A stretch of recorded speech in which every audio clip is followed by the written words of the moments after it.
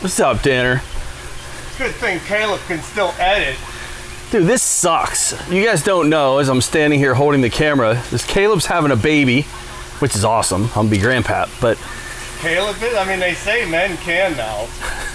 Yes, Caleb's having the baby. But I don't have anything I need. I'm using my old camera. I don't even have a mount for my tripod. So, do you have your camera stuff still here? Any camera stuff? You might have probably a tripod, your old tripod. Let me see maybe if you have a mount on it, that'd be freaking sweet. Then I don't have to run home. Where is it? It's sitting like right here or somewhere. Oh. This is the one that sits crooked though. Ah, but it doesn't have the piece. This is the piece I need right here that goes inside of that. Camera. That's the one the camera. Wah, wah, wah. So we don't need to drive this car, is what you're saying? You don't. Okay. I mean, I'll hold the camera for you. Maybe. No, you got work to do. You don't need to be my cameraman. But you said, so this thing's dropping injectors in the back. They're shutting down. You confirm that? Yes. Just by sound test, or? No, actually by just disabling injectors, and I had no change. Okay, gotcha. But I'm not, I mean, the scanner's saying that it's doing Sure. it. And it's setting misfire codes? The only ones I saw was like cylinder 1 and 5, and then either pending or permanent codes were 1, 3, and 5. So it's the whole bank. So when you start it up, you don't have to go through all of it, but no, it runs like decent. Initially, it starts up closed loop. Okay. And then it starts pulling fuel out, and the fuel trims on the bank 1 start going negative. Like once it hits like 16, 18, 20, then it shuts down the injector. Gotcha. But it's not shutting down the whole bank. It's only shutting down. That's weird. I want to say the one time it was 1 and 5. So it's changing. And then the other time it was 3 and 5. It's definitely that. But it is flagging misfire codes. Then it starts flashing, but it's after the computer shuts it down. That's weird. And it's totally weird. Okay. And it's this Kia. It's this Kia out here, yes? Yeah. Okay. And I only pulled the front timing cover off just to see if the belt was like cracked and destroyed. Yeah, I know you were suspecting belt issues, and I know a jumped timing can do that. Well, that's what we're doing here, people. A little different. You ain't seeing me on the intro of this video because I'm behind the camera. This is like old school. What are we working on here? 12 of 07, so 08? Yeah, it's an 08. 08 what? Rondo. All right. Yeah, your symptoms sound O2 related. And I don't know if I caught this on camera. I asked Danner how he confirmed injectors were shutting down. He was using the scan tool to disable them, and you said at times it changed, right? Well, it's always bank 1, but the one time I thought it was cylinder number 1 and 5, not 3 and 5. Okay. And I tried it again and it was 3 and 5. But like if you look at misfire counts, yeah, it doesn't show up. All right, so this crank correlation fault, was that in there for you before? It was not. And so that's a real concern. That is what you were concerned about when you called me, was a BVT solenoid. Mm-hmm. You know what I mean, bleeding like that Nissan one was, because it seems to get. That says bank 1 though. It is bank 1, 1, 3, and 5. Oh, sorry, I was thinking bank 2. Well, where the hell did that code come from? I don't know. You didn't have that code? No. I mean, that changes things, doesn't it? It does. At least in my mind, like I'm thinking O2 based on what you were saying, but I know from just our last GDI video I did, someone had commented in there about seeing injectors shutting down from a cam or from a timing belt that was off, or a timing chain that was off. Yeah, because I mean, if it's probably going to consider that a kind of a misfire, maybe. Yeah, you'd think it would be smart enough to disable the misfire monitors if you have a crank, cam correlation fault. But you said the numbers look good though. They were at 0 when I went under history, not active, so I don't know if that. No, that says that's the active one. Let's see what pending says. See what? That's the only thing pending. What you need to understand is this came from another shop who their step 1 is always clear codes. You know what I mean? And I think they saw a misfire count on number 4. Which I did see the misfire monitor not know what to do, and it picked number 5 once and then number 4 once. And that's not uncommon for you guys too. Like you can't totally rely on Misfire monitors to guide you. I want to say he put a spark plug in number 4 and maybe switched the coils around, and it still showed number 4. So he's like, "Nah, take it over there." So I don't know if they cleared the codes first. I don't want to start it yet, though. I really did still want to look at the O2, but not after seeing the cam and crank correlation code. I'm more interested in that now. All right, let's focus on that first. That's our bottom 4 down here. And then let's look at, so bias voltage 0.46, 0.47. Let's watch those 2 upstream O2s as I start it. This hasn't been running a while. I didn't pull engine temperature in. Let's pull engine temperature in anyway for everyone. Coolant temp 93 degrees. Okay, so yeah, it's like 80 something today. So pretty much cold. Bottom 4 data PIDs again. We'll look at those 2 primarily to start with. Look at our 2 O2s on startup. There's our coolant temp.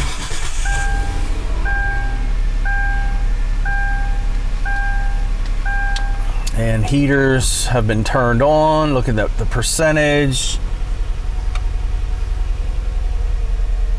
I want to see both of these guys react very quickly. Where's my amperage? So they're both showing me over an amp of current flow on the heaters. Already minus 22% on short term. There you go. There's the. Now it went into open loop. Yeah. And it shut off the injectors. Look at my fuel trim numbers. Don't show anything anymore, I don't think. Yeah. I didn't pull in the loop status, but you're right. Short term went to 0. And if you look at the injection time, it shut off number 5. Yeah, number 1's off, number 5 is off. Like the other day it was 3 and 5, but it's always that bank, and it's never all 3 of them, which is weird. And it's totally misfiring. The weird part is like my actual for bank 1, the actual and desired are exactly what they should be, just like you said. But I'm with you on injection on cylinders 1 and 5. So to show you guys what Danner was talking about, we'll go to our system test or functional system. I think it was functional test, running test. Yeah, so we'll disable injector 1. No change.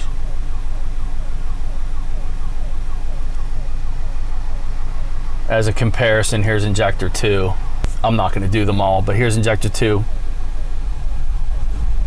And it just starts lumping real heavy. Yeah, I don't know. You guys probably didn't see that. Let's go engine RPM. That sucks. The min-max isn't there. Once it goes into this dumb mode, I'm losing everything. All my data is not right. That's, in the limp mode. So that's not a scan tool thing right now? Like, I think in the functional, this is a functional test problem here with the snap-on scanner. The NA is, and that's not even reacting. Like the graph, like the data's changing, but the graph is not. Oh, I don't know. That's a functional test thing, in my opinion. Gotcha. So forget the graph. I guess look at your RPM for a second. Anyway, I'm with you on that. That's enough of that test. I believe the data I'm seeing, you are correct. The computer's intentionally shutting these injectors off. But the question is why? But do this now. Just go to misfire data, right? Yep. It is not showing me any misfires. It's not misfiring right now. No. And if it does pick one, it's going to be a random cylinder. But always on that same bank. No. The first one I saw was number 4 was misfiring. Oh, you mean as far as on this graph? No. Okay, yes, I saw one little glitch right there on number 3 or 5. And number 6 is counting. Yeah, but that's not the one that's misfiring. That's stupid. But the check engine light's flashing. I'm with you, but that's just data. That's not, That's why he put a plug in number 4, because it was number 4 for him. Guys, listen, you cannot rely on misfire monitors on the scan tool. Not always, and this is a prime example of that. Like if I'm going to look at my injection timing again. Look, cylinder 1 is off. It's at 0. Cylinder 5 is off. It's at 0. And the other ones are showing 2.5. So the computer has intentionally shut down cylinders 1 and 5, and yet when you go to the misfires, it was showing misfires on cylinder 6. Yeah.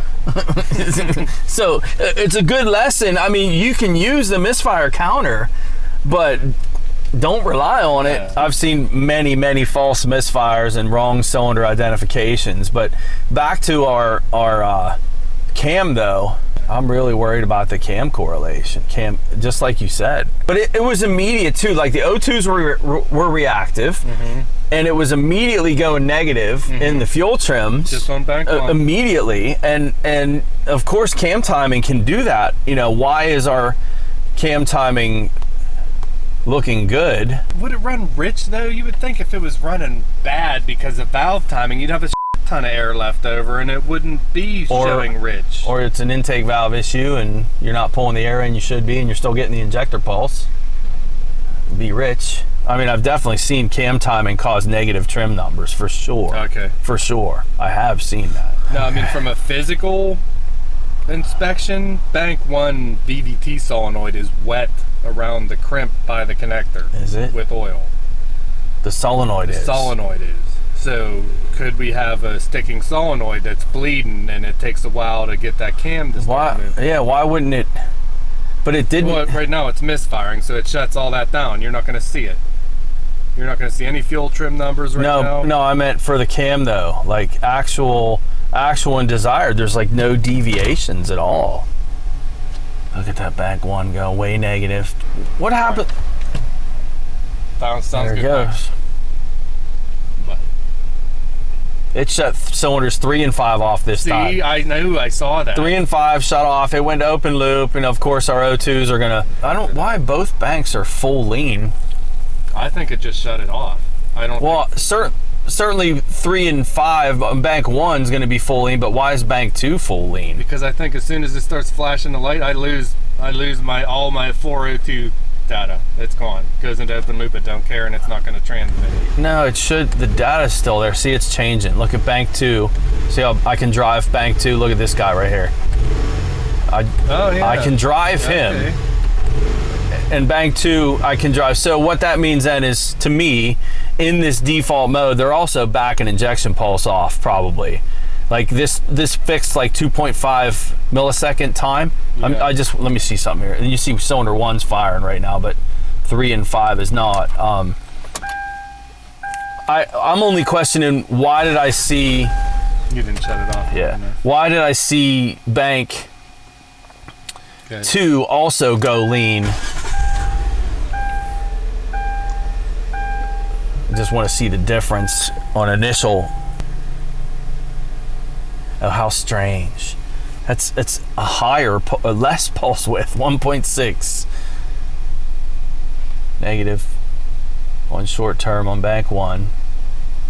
Yeah, and it fixed it. Like the injector pulse. Oh, that's weird. So it must be something in the strategy. Like the fact that bank 2 is also going lean on us could be that are we also shutting down an injector on bank 2 or not? But maybe they're doing something different with the strategy, even though it says 2.5 milliseconds, which is more on time than the 1.6 when it was in closed loop. They might be doing something with the injection timing also on that bank, and I'm not gonna sweat that. The fact that I can still drive it on bank 2. Bank 1, I'm not gonna be able to because I got only one injector. I have 2 injectors that are shut down. And so you see the activity of the O2, like it's fine. Like my first thought, it was flatlining high and it can't pull it down. Yeah, we're not seeing that. You're seeing almost identical, just looking from frame 0 to frame 40, frame 0 to frame 40, almost identical. It took a little bit longer for this guy to come down and react from startup, but there's activity there. There's no reason for this event to be that much negative fuel trim. No. And the cam crank correlation code bothers me a lot, but why am I not seeing it right now? It said bank 1 in the code, right? Yeah, that's a good question. That's the one that's setting all the codes. 1, 3, and 5. I want to drive this. Well, this test drive, I'm not sure how this is going to work. Where's my cameraman when I need him? Want me to sit in there? Yeah, you coming? You going to be cameraman? Yeah. Nice. Here you go, cameraman. All right, so what am I doing? Like filming yourself? Yeah. This way. Yeah, I mean, you could just face it forward. They don't need to see us, because I got a screen recorder going. Okay. You can film whatever you want. Still flashing at me. It is, light's still flashing. Caleb's gonna get seasick watching this. Now, did you see any cam data change? Let me get it out of this mode. You said if I drive it, it's better. Feels great. Yeah, it does feel good. I even floored it and picked. I don't want to blow it up if it's ready to jump a tooth, but the short term's only under. It's under 11, right? Maybe yeah, it's -5, -4, -3 at higher RPM, and that does I've seen that with cam timing. That it only really affects idle speed. Especially if it's a VVT where it wants to be energized maybe and advance a little bit. Look, as soon as I come to an idle speed, it's like -16, -17 on the short term. But I'm not seeing any deviation of the cam. So look, this timing, this isn't helping me. How are we going to confirm cam timing on this? I think the first thing I'd like to see, honestly, engine vacuum. Just a regular old school vacuum, engine vacuum test. One of the things that my brother and I had talked about is this map sensor. So we're worried about cam crank correlation. The car runs fine as long as it's not in that injector shutdown mode. And what I had mentioned to him as we're sitting here is I said, well, one of the things we can do is we can use the map sensor as a guide for engine vacuum. And I said to do that, what we need to do is key on engine off, which is where we are right now, and I'm showing 28.58 inches of mercury. At sea level, you're at around 30 inches or 31 inches. So you use that number to calculate engine vacuum. You subtract what you see at idle. So I'm going to start it now. And 10, 11, 11.7, 11.6. So we were at 28 down to 11.6, 28.5 to 11.6. So that's 17 inches of vacuum. So that's nothing crazy. Right now that would be 16 inches. So it's a little bit low. Once this goes into the injector shutdown mode, it gets worse because now we have a 2-cylinder misfire and the engine's not pumping very well with the misfire. So, and you'll see that here in a second as soon as it goes into that mode. But we're idling at 12 from 28.5. That's 16.5. So it's a little bit low. Engine vacuum is a little bit low. Right borderline. At times it's at 17. Yeah, that's about 16 inches of vacuum. So that to me is an indication that our timing belt or chain, I'm not sure what this is yet, is off a tooth potentially. I'll let you see the map sensor when it enters this mode. The other thing that we were talking about is this is not a typical reaction of a car that is running a little bit rich on one bank. So you see -20 on one bank, you attack that as a fuel issue. And this thing's just not acting that way in that it's shutting the injectors off. And it's very strange reaction to what we're seeing. We discussed the purge valve, and the purge valve feeds into a central port on the intake manifold, and that would be distributed to all cylinders. And we were talking about that because if this was just a normal rich running condition on one bank, then those are things that you'd be thinking about and that's what you would attack. But the fact that it's setting a cam crank correlation code is really dictating direction and where we're going. That's really concerning to us. Engine vacuum is a little bit low. So we're around 12 from 28.5. That's 16.5 inches of vacuum. I don't like that. Now that I have a longer opportunity to show you guys this, you see my bank 1 sensor 1 O2 and my bank 2 sensor 1. There's nothing wrong with the O2. So my brother and I were also talking about the oxygen sensors, and he wanted to maybe switch the 2 O2s and just as a quick test because he's doing 20 different cars. And as you can see, there's no reason to do that. Those oxygen sensors are doing exactly what they should be doing. Long-term trim on bank 1 is -16. Long-term trim on bank 2 is -2. And the short terms are pretty balanced out right now. And that's with the air conditioning load. If I turn the AC off, we're gonna see a little bit different event happen there. Let's do that. Let's turn the air off, which takes that little bit of a load away. You see the long term changed, like that memory changed. We're at -6. Short term is now correcting on bank 1. And let's watch this event.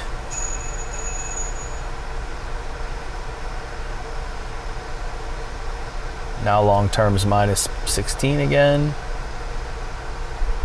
There it is. Just went into that mode, turns injectors off, and you can see even both banks are affected by that. It's very odd, but cylinders 2, 4, and 6, and there's 1, 3, and 5. You see 3 and 5 have been shut down. We have misfire codes for cylinders 3 and 5. 2 injectors are not firing on that bank. I can make the O2. I can drive them rich, at least on bank 2. I can drive it rich because we're not shutting the injectors off on that one. Bank 1, I cannot. I cannot give you guys an answer for why bank 2 also went lean when we have a fatter injector pulse, but I think it has to do with maybe the timing of the injectors. I'm not worried about that. This is not a typical reaction to just a rich condition. That cam crank correlation code really bothers me. As far as the other thing that we were talking about is the actual and desired cam positions, and now they're up top now on the 2 banks. And you can see that bank 2 actually is the one right now in this injector shutdown mode is the one that's fluctuating around a lot. And we were talking about that. Is that just the result of the engine vibrating and that phaser's kind of walking maybe? But why is it bank 2? And then we also discussed earlier, I think we did catch that, when you look at the misfire counters, it's actually showing misfires on bank 2. It was like cylinder 6. So is it possible that's false data right there, that this bank 2 is actually bank 1? And I don't know that for sure. But that deviation or variation in the cams that's happening right now, if I shut this off, wait like 4 seconds, start it back up, and get this out of this injector shutdown mode. If we watch this, I'm just gonna update these min-max scales a little bit. So we're not in the injector shutdown mode right now. And I'm seeing some variation in bank 2. Now, we just went in the injector shut mode. Hold on a second. Let's get out of there and let's turn the air on.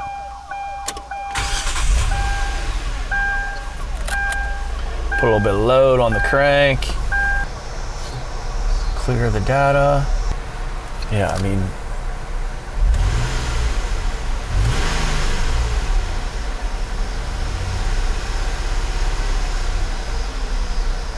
on our test drive, when we drove it, the cam and crank, or the cam actual and desired, never really changed. It looks pretty steady here. As long as it's not in the injector shut mode, we're not seeing those swings. And that's where I was talking about, it could just be the vibration. We feel like attacking this for a rich condition, a typical rich condition on bank 1 is gonna be not fruitful because of the reactions that we're seeing. Number 1 is we are entering an injector shutdown mode for a -20 fuel trim. Never seen that before. Number 2, we have a cam crank correlation code in memory. That's huge. Number 3 is our engine vacuum is a little bit low. We just did that. It's around 16.5. That's a little bit low. I can't explain why our cam crank correlations look good at the moment, at least as far as the desired and actual positions go. Now, if I shut the air off and get this to a lower idle speed without load, it's going to enter that mode again, and then we're going to see cam on bank 2 actual. That's where we get those fluctuations. Yeah, look at my trims on bank 1. It's -16. And we have a code for cam crank correlation. It said bank 1. I think bank 1 is our issue. So why would bank 2 be the one when we enter that mode that's fluctuating around a lot? I'm not totally sure. It could be incorrect data for bank 1 and bank 2. I'm not going to let that throw me off. I really feel like timing is where we're going with this. All right, I'm turning the air off. Car's still idling, so there's not much of a load. We're gonna see our trim numbers. I'm not pulling the trim in, but I wanna get back to this injector shutdown mode. I'll tell you when it does it. And we have a little bit more fluctuations in there. Watching these two guys right here. There we go. Just as soon as we entered that mode, this one, you know, went to a -4. This one went to a -8. You see the live number up there. A lot more fluctuations in bank 2 than what we're seeing in bank 1. And I just think that this is I just don't know that it's like cause and effect type stuff. This might just be the result of the crankshaft varying speeds and having a difficult time actually looking at a cam crank correlation, and this is an effect, not the cause. As I raise it, they match. Computer wants it to be at 30 degrees. That's where we're at, 30 degrees.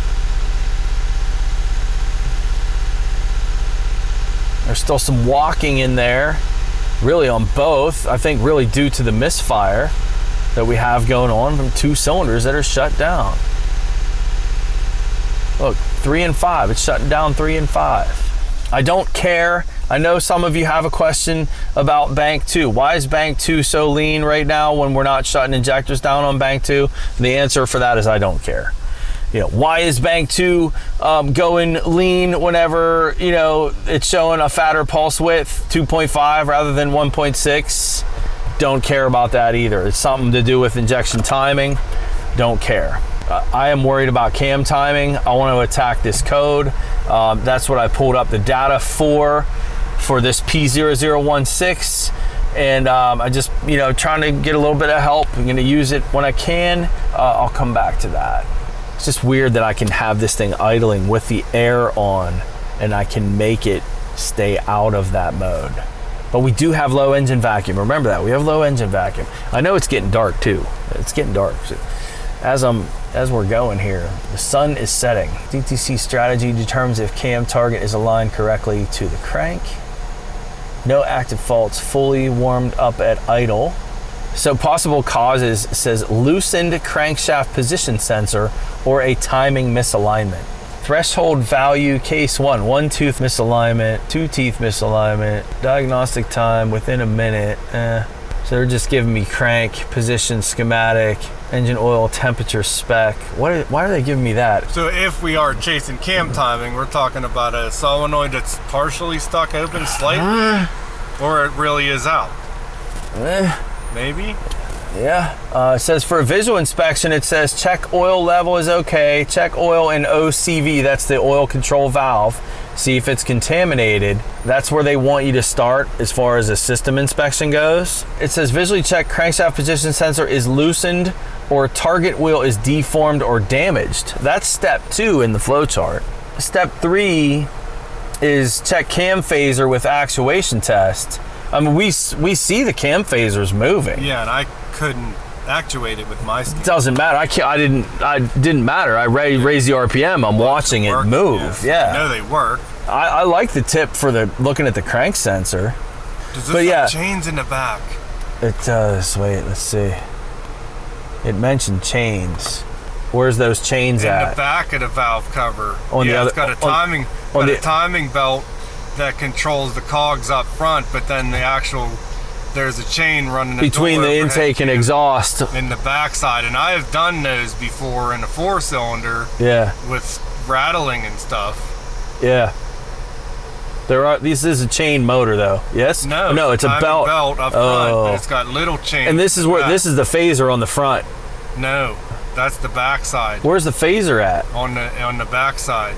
Not on the timing. Okay, but these are the phasers then on the. I would think so. Oil control valves are on that side of the engine. Okay, gotcha. According to the flow chart, there's no other false codes for this cam crank correlation. This is where we are. Yeah. And with low engine vacuum, I don't think it's a phaser or an oil control solenoid though. I don't. They're working. What doesn't it like that it's pulling all the fuel trim out unless there's a chance that the chain between the two. Well, I mean, that's my thought is the timing's off all the time. But I necessarily won't see that on the timing belt side. Well, we should see it.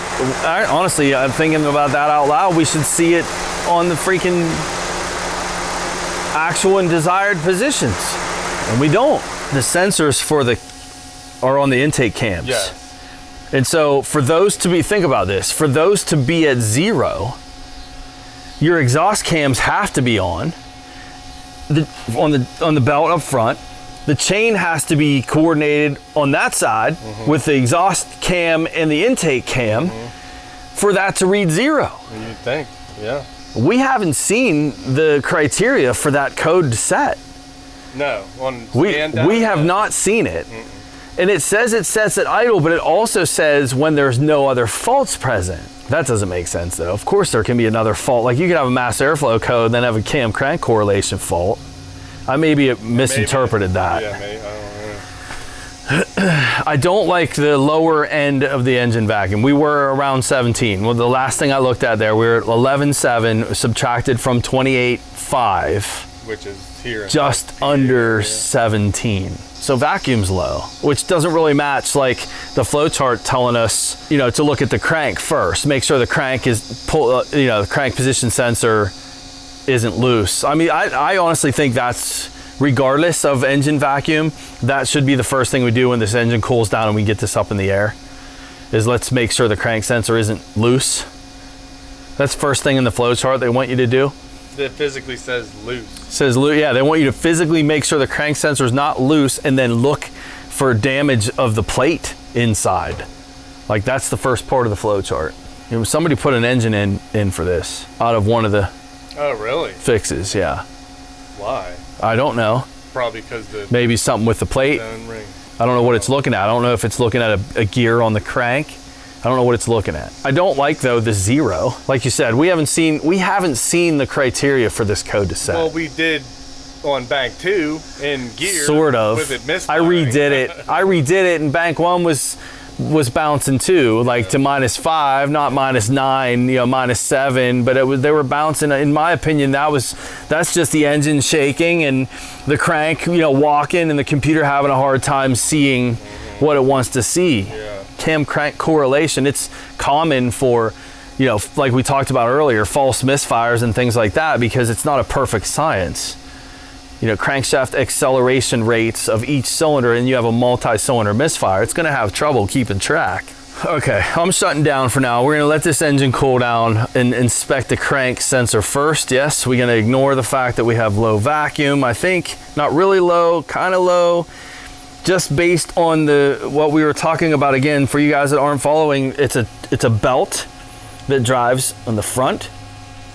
This is the exhaust cam, and then on this side you have a chain that goes from the exhaust cam to the intake cam right here, and this is your phaser assembly, your variable valve timing. Your oil control solenoid is right there, and then the cam sensor is where is the cam sensor at? So it's right there on the corner of this phaser assembly. So it's reading the intake cam, and the fact that this cam sensor is there, it has to be in alignment with the crank for our scan data anyway we're talking about. The exhaust cam has to be aligned here with the belt. The exhaust cam has to be aligned here between the cam and the intake with the chain, and the phaser has to be in the correct position for those all to be 0s. It's like, unless it jumped a tooth on the timing belt and then jumped a tooth on the chain, and they're yeah, or something's going on. You know, I've seen some crazy stuff like, you know, a harmonic balancer or a pulley shift and a keyway shift. That one kicked my ass on a Lexus. We could have something like that going on because it depends on what the crank is looking at. All right, shutting down. Engine's gonna cool off, and we're gonna check that crank sensor first for looseness, according to the manufacturer flowchart, our favorites. Okay, you guys are following this far in, and you're probably saying to yourselves, Danner, pull the freaking timing covers off already. And I'm not arguing with you for that. On this particular engine, the 2 top cam covers are not that difficult to do. And I just want to be clear that what we're trying to prove in this video is, well, the testing procedures we're using is probably better stated that way, can be applied to all cars. And some systems, it's not easy to pull the timing covers off. You're talking on some cars, a 2-hour job minimum to pull the covers off just to see if the timing is off. And so we're avoiding that for that very reason, pulling the covers for an inspection. And also at this point, we're pretty confident the timing belt is fine. And so we're not going that direction. So stay with us for part 2. There's a lot more coming up, a lot more testing procedures, and we will pinpoint the problem on this and show you the fix. Go here, audio. Just missed a good moment off camera. My brother had his scan tool connected, and I walked over to my truck to get mine, and I just yelled over, "Hey Danner," or I said, "You can remove your scanner, Danner." I thought it was funny. Caleb would have thought it was funny if he was here, because I just said ScannerDanner.